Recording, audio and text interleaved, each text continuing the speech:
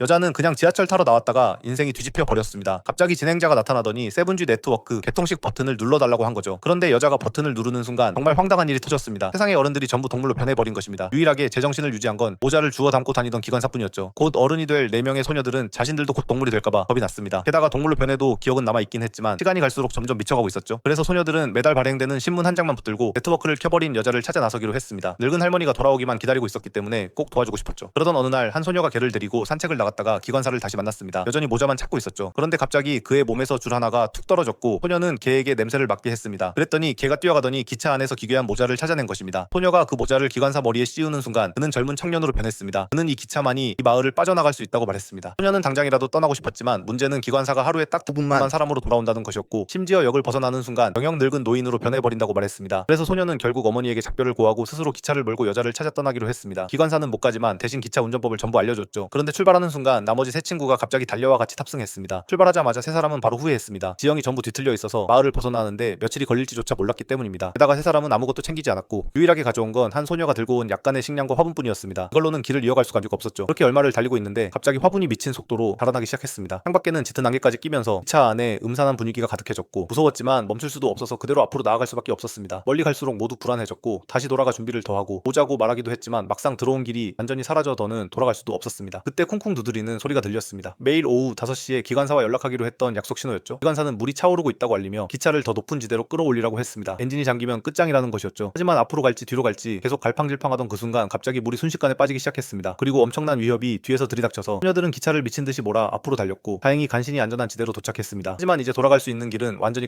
끊겨버렸습니다. 바닷물이 길을 모조리 삼켜버렸기 때문입니다. 그래서 소녀들은 다음 마을에 도착할 때까지 계속 앞으로 갈 수밖에 없었습니다. 그렇게 달려 도착한 곳에는 사람들이 나와 소녀들을 맞이했습니다. 그리고 놀랍게도 이 마을의 어른들은 동물이 되어 있지 않았습니다. 대신 머리 위에 버섯이 있었죠.